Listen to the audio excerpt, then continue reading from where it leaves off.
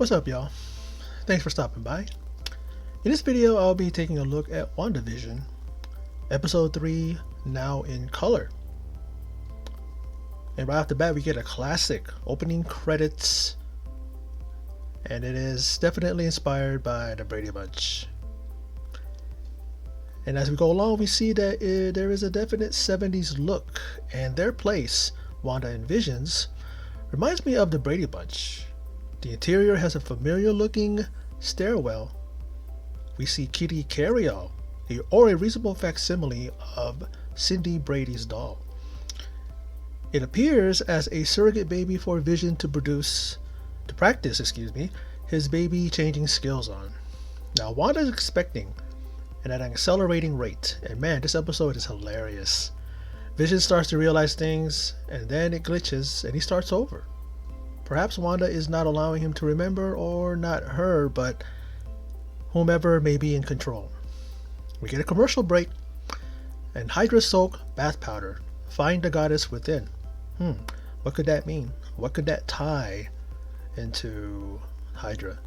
There's a lot of Easter eggs, a lot of things that were found in the previous two episodes, and I wonder, And then Wanda's water breaks, but why is the house raining like the overhead sprinkler system went off, And she uses a little magic to dry off the house, and Vision is funny as hell because he gets dried off too, but he's like bending backwards, and he goes, "Oh, yes, I'm dry now." It's like, Now Geraldine comes over and borrows a bucket. Seems her house sprung a leak. Perhaps it's related to Wanda and Vision's water problem.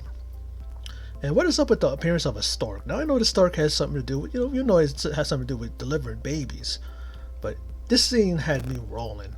A stork just brushes off her magic. She's trying to do something to get rid of it, and it's just a purple or pink, maybe even both, combined of both colors. He just brushes it off. He's just walking around, And this is a silly goose, you know what I mean? Nipping at Geraldine, or Foxy as she puts it. Nipping because there are fish on her slacks. Her slacks are printed. Yeah, fish printed on it.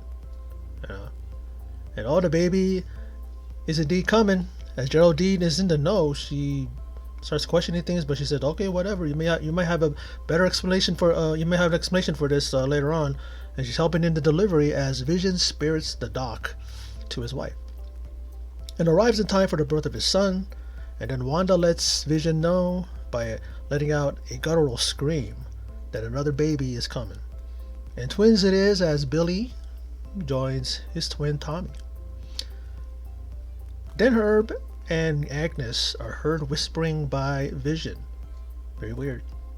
And Wanda brings up her brother Pietro, known as Quicksilver in the MCU, who was killed by Ultron, which is brought up by Geraldine. She knows how her brother was killed. And then she asks her to repeat what she said. As she notices Geraldine is wearing the necklace with the sword symbol on it that we noticed on the helicopter. We noticed on the mysterious man that came up from a manhole that had a beehive, like a beekeeper type of outfit with bees swarming around him. And then it appears that Geraldine and her neighbors seem to be confused. Geraldine's going I, and then you see Herb and Agnes, like, they're trying to say something, but Herb is like saying she came here because we are all, and then Herb is hushed by Agnes, and then Geraldine can't seem to remember who she is, like I said. And Geraldine is sent through a portal, Vision comes back, says, "Where's Geraldine?" And then, rather stoic but very just serious, she goes, "Oh, she had to go in a hurry." All of a sudden, she's sent through a portal, lands with a thud, and then she's like, as she looks up, she's surrounded. She lands in kind of like a military camp, and she's surrounded by troops of some sort, but it turns out to be sword agents. And as that is played out, we hear "Cheer Up, Sleepy Jean," which a familiar words from a classic song Daydream Believer by the Monkees. And that's what plays out this episode, which was hilarious, witty, and so much fun. But very creepy and surreal as we see that now maybe the people around Wanda and Vision aren't all they're cracked up to be. This video, this episode, I tell you, if those of you who are very familiar with the Brady Bunch and the title sequence, the opening title sequence, which is very iconic for those of us who know. I'm pretty sure there are kids these days and even teenagers and maybe young adults that have been shown it by their parents, or maybe they see it on YouTube or even see it on classic television stations like TV Land and all that, are familiar with that. And for people like me who grew up on this show, the Brady Bunch and these other type of shows that they are paying homage to, it really does hit you right here, and it makes you feel so like you're going back in time. And I love that Disney and the MCU and Marvel and all them, they are doing something like this.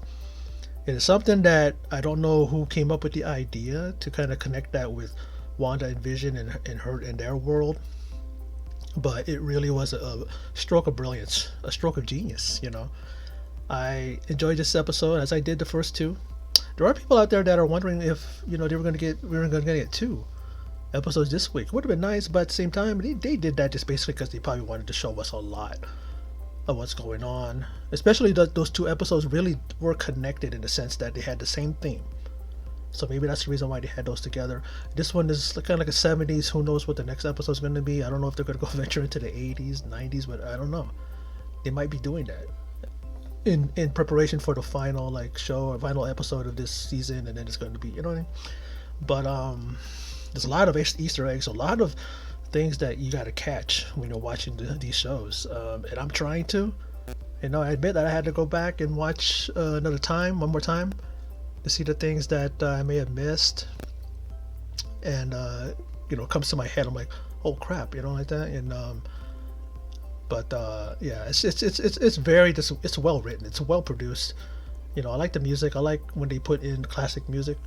One of my favorite songs of all time is Daydream Believer by the Monkees. I like all their music. They had a classic TV show on as well in the 60s. And a lot of fun. That show was a lot of fun. And this show is just like that, where it's just nothing but fun. But we still see a connection to the MCU, and we still see serious tones that is connected to the Marvel Cinematic Universe and what's going on and what we've come to know watching the movies. So I thoroughly enjoyed this episode, like I said, and I tell you, they cannot go wrong with anything that they put in this show. It really is not far-fetched. It's not making you think like, what the hell? Oh yeah, it makes you think that, but in a good way, And like I always said, and I said in the other video that Elizabeth Olsen and Paul Bettany are perfect together. They really play off each other. They got the same type of chemistry like Mary Tyler Moore and Dick Van Dyke had, and then with like Florence Henderson and Robert Reed had in the Brady Bunch, and just others that had that chemistry, that they could play off each other, and one doesn't seem uncomfortable and the other one's comfortable, or either one don't want to have anything to do with each other. You can sense it on screen. These two look like they definitely enjoy each other, enjoy each other's company. They enjoy working together. And I gotta tell you, there was nothing wrong with this episode. I think it was great. It was brilliant, and I had a lot of fun. And that's what I want, especially the day that I had today. I had a pretty rough day, so to watch this show, it kind of cheered me up a little bit, made me feel better. But anyway, that was my recap and thoughts on Wanda Vision season 1. This was episode 3, entitled Now in Color. So for those of you who stopped by, checked out this video, I appreciate it. And in closing, as always, take care.